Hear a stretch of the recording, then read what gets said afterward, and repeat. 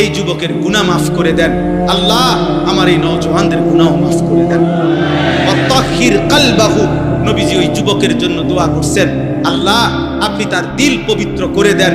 আয় করিম, আপনি আমার এই সন্তানদের দিলও পবিত্র করে দেন। ওয়া হাসিন ফারজাহু, নবী তৃতীয় দোয়া করছেন, আল্লাহ এই যুবকের লজ্জাস্থানকেও পবিত্র করে দেন। আমি তো যুবক দোয়া করি, আল্লাহ আমার এই নওজওয়ানদের লজ্জাস্থানকেও পবিত্র রাখেন। আমার ভাই আলহামদুলিল্লাহ, আল্লাহ বলছেন বান্দা প্রশংসা আমার। চারিদিকের যে কোনো আয়োজন তুমি যেখানেই দেখাবা, আমার কথা যেন তোমার মনে পড়ে যে আমার রব দিয়েছে। जिधर देखता हो तू ही तू, হাজার মে সাজার মে তেরে রঙ্গ বু হে। গাছে দেখো, পাথরে দেখো, যেদিকেই দেখো। আউলিয়া কেরাম বুজুর্গানে দিন বলতেন, আল্লাহ আপনারই রং দেখি, আপনারই গ্রাম শুনি, আপনারই কুদরত দেখি। সব কার? আল্লাহ, সব আল্লাহ। আলহামদুলিল্লাহ রব্বিল আলামিন। আল্লাহ বলেন আমি শুধু সৃষ্টিকর্তা না, আমি রব। আল্লাহ শুধু সৃষ্টিকর্তা না, রব। রব রব মানে কি? পালন কর্তা। পালন কর্তা মানে কি? তাফসীরের মধ্যে আছে তাবলীগুশ শাইই ইলা কামালিহি শাইআন ফাশাইআন। অর্থ হলো কোন জিনিস অনস্তিত্ব থেকে অস্তিত্বে এনে, অস্তিত্বের প্রথম মুহূর্ত থেকে পূর্ণতার শেষ সেকেন্ড পর্যন্ত যিনি ওই সৃষ্টির যাবতীয় 24 ঘন্টা প্রতি মুহূর্তে যখন যা যতটুকু প্রয়োজন, সে বলুক বা না বলুক, চাক বা না চাক, জানুক বা না জানুক, দিতে থাকেন, তিনি হইল রব। এখন আমরা এই পৃথিবীতে একসময় ছিলাম না, আমাদেরকে এই পৃথিবীর অস্তিত্বে, এই সৃষ্টির জগতে এনেছেন কে? এরপরে মায়ের পেট থেকে যখন আমরা বের হলাম, এরপরে আল্লাহ তাআলা আমাদের লালন পালনের দায়িত্ব নিছেন। কোন বছর থেকে? 4 বছর থেকে, 2 বছর বয়স থেকে। কখন থেকে? অস্তিত্বের প্রথম মুহূর্ত থেকে। অস্তিত্বের কোন দিন থেকে? প্রথম মুহূর্ত থেকে। প্রথম মুহূর্ত থেকে, জন্ম থেকেও না, তারও মায়ের পেটে দায়িত্ব ছিল কার? মায়ের পেটের আগে বাবার বীর্যে যখন ছিল তখন দায়িত্ব ছিল কার? মায়ের জরায়ুতে পৌঁছাইছেন তখন দায়িত্ব ছিল কার? 9 মাস ধীরে ধীরে নিজের হাতে সৃষ্টি করেছেন তখন দায়িত্ব ছিল কার? মাটির অস্তিত্বের মধ্যে আমরা ছিলাম, মাটি থেকে আমাদেরকে সৃষ্টি করেছে, তো মাটির অস্তিত্বে আমাদেরকে সংরক্ষণ করেছেন, তখন দায়িত্ব ছিল কার? আল্লাহর। আল্লাহর। আল্লাহ বলেন আমি প্রতি সেকেন্ড প্রতি মুহূর্তে আমি আল্লাহ লালন করছি, পালন করছি, এজন্য আমি রব। তুমি বান্দা জানো না কখন তোমার কি লাগবে। রোদ, বৃষ্টি, আলো, বাতাস, রাত, দিন, সকাল, দুপুর, ঠান্ডা, গরম, সুস্থতা, স্বাস্থ্য, যৌবন, শিশু, বৃদ্ধ, হাসি, কান্না, আনন্দ, বেদনা, আহার, নিদ্রা, সব আমি দিছি। সব সব সব সব সব।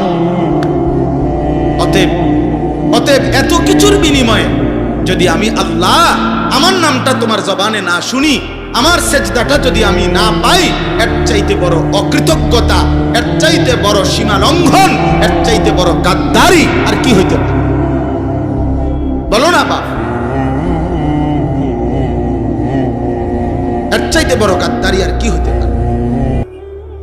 অতএব দয়া করে আমি এই প্রথম অনুরোধ করলাম, আমাদের প্রত্যেকের জবানে কৃতজ্ঞতার এই 2 জিনিস। 1 নাম্বার হলো জবানে আলহামদুলিল্লাহ, আর 2 নাম্বার সারা দেহে সেজদা মানে নামাজ। এটা কৃতজ্ঞতার সর্বশ্রেষ্ঠ মাধ্যম। 1 নাম্বার হলো আলহামদুলিল্লাহ। 1 নাম্বার কি? জবানে বলা। জবানে আমাদের প্রতি মুহূর্তে বারবার এই জবানে বলা উচিত আলহামদুলিল্লাহ। যখনই আমাদের জীবনের যেই কোনো প্রয়োজন পূরণ হয় তখনই আমাদের বলা উচিত আলহামদুলিল্লাহ। আলহামদুলিল্লাহ। প্রতিবার খাবারের পরে বলা উচিত আলহামদুলিল্লাহ। প্রতিবার ঘুম থেকে জেগে বলা উচিত আলহামদুলিল্লাহ। প্রতিবার বাথরুমের প্রয়োজন সেরে বের হয়ে বলা উচিত আলহামদুলিল্লাহ। অর্থাৎ রবের প্রশংসা, রবের প্রশংসা। আল্লাহ আপনি দিছেন, আপনি দিছেন, আপনি দিছেন, আপনার শুকর, আপনার শুকর, আপনার শুকর। এজন্য দোস্ত, প্রত্যেকটা বাবা ছেলে সবার কাছে অনুরোধ, ভাইয়া আমরা আল্লাহ তাআলার প্রশংসার এই বাক্য বেশি বেশি বলার চেষ্টা করব ইনশাআল্লাহ। সবাই সবাই আমরা বলি আলহামদুলিল্লাহ, আবার বলেন আলহামদুলিল্লাহ, আবার বলেন আলহামদুলিল্লাহ। সবাই কেমন আছেন? শরীর স্বাস্থ্য কেমন? ঘর পরিবার কেমন? আয় রোজগার কেমন? বাবা মা কেমন? ভাই বোন কেমন? জীবন চলছে কেমন? রাত কাটে কেমন? দিন কাটে কেমন? আলহামদুলিল্লাহ, আল্লাহর প্রশংসা, আল্লাহর প্রশংসা। এবার আল্লাহ বলেন আর রহমানির রহিম। আল্লাহ তাআলা বলছেন, বান্দা এই যে গোটা জগৎ, এই বিশাল কায়নাত আমি যে পরিচালনা করি, তোমাদের সকলকে আমি লালন পালন করি, এটা কারো পক্ষ থেকে আমার উপরে কোনো দায়িত্ব না, কারো পক্ষ থেকে আমার উপরে কোনো চাপ না। কেউ আমারে বাধ্য করে নাই, আমারে কেউ দায়িত্ব দেয় নাই, কেউ আমারে জবরদস্তি করার মতো অধিকার নাই। আর রহমানির রহিম, আমি ভীষণ দয়ালু, আমি সীমাহীন দয়াবান, আমি অপরিসীম করুণাময়। আমার দয়ায়, আমার মায়ায়, আমার রহমতের দরিয়া থেকে আমি তোমাদেরকে লালন করছি। এবার 3 নম্বরে আল্লাহ তাআলা বললেন, বান্দা এই কথাটা গুরুত্বপূর্ণ। আল্লাহ বলতেছে, বান্দা আমার ভীষণ দয়া তুমি দেখছ, এই যে আমি ডাকলেও খাওয়াই, না ডাকলেও খাওয়াই, সেজদা দিলেও খাওয়াই, সেজদা না দিলেও খাওয়াই, ঈমান আনলেও খাওয়াই, ঈমান না আনলেও খাওয়াই, মুমিন মুশরিক মুরতাদ কাফের, হ্যাঁ সমস্ত মানুষ, পশু জন্তু জানোয়ার সকলকে আমি আল্লাহ লালন পালন করছি। এটা আমার রহমতের কারণে, এটা আমার রহমতের কারণে। তবে মনে রেখো বান্দা, এইটা মনে কইরা তুমি ভাইবো না যে আমি আর কিছুই বলবো না, বরং যেমনে মন চায় খাইবা, ঘুমাইবা, দুনিয়া ভোগ করবা, রং তামাশা করবা, মনের চাহিদা মতো চলবা, আমি কোনো কিছুর হিসাব নেব না। না না, মালিকি ইয়াউমিদ্দিন, আজ দুনিয়ায় আমি রহমতের কারণে যা দিলাম, অচিরেই আখিরাতের দিন আমি তার হিসাব নেব।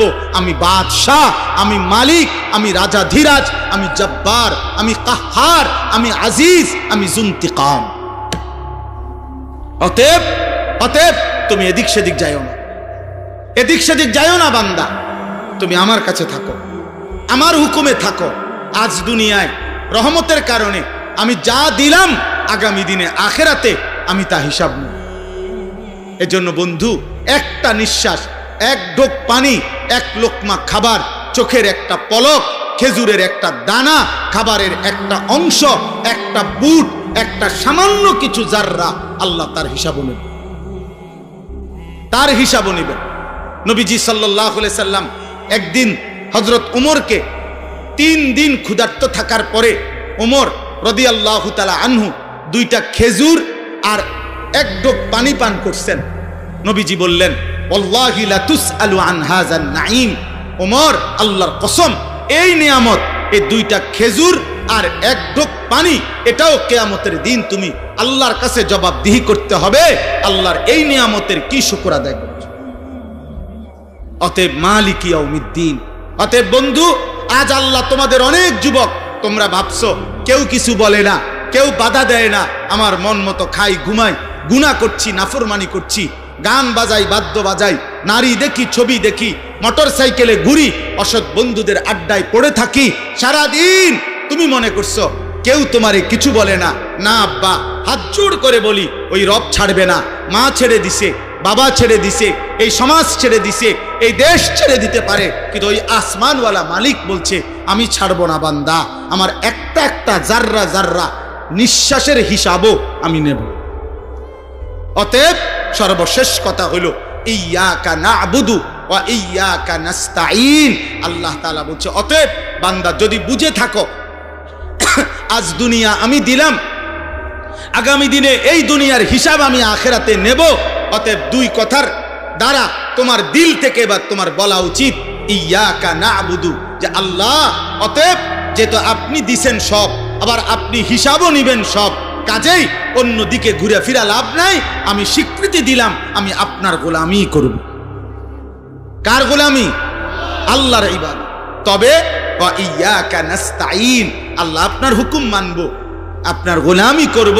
তবে একটা আবদার শুধু, মাওলা আমি একটু সাহায্য প্রার্থনা করি আপনার কাছে, আমি দুর্বল মানুষ, আমারে আপনি সাহায্য করেন, আমারে আল্লাহ আপনি তৌফিক দিয়েন, আমি যেন সেজদা দিতে পারি, আমি যেন গোলামি করতে পারি, আমি যেন গুনাহ ছাড়তে পারি, আমি যেন হালাল পথে চলতে পারি, আমি যেন হারাম বর্জন করতে পারি। এই গুনাহে ভরা দুনিয়াতে আমি আপনার রাজি মর্জির উপরে যেন চলতে পারি। আপনার আমারে সাহায্য করবেন। খোদার কসম, হাদিসে আছে, আল্লাহ নবী বলছেন, আল্লাহ তাআলা বলেন, যদি কোনো বান্দা দিল থেকে এই সূরা ফাতিহার এই দোয়া করতে পারে, চাইতে পারে, তো আল্লাহর ওয়াদা আছে, ওয়ালি আবদি মা সাআলা, আল্লাহ ওয়াদা দিছে আমার বান্দা সূরা ফাতিহার মাধ্যমে যা চাচ্ছে আমি আমার বান্দাকে তাই দিয়ে দেব।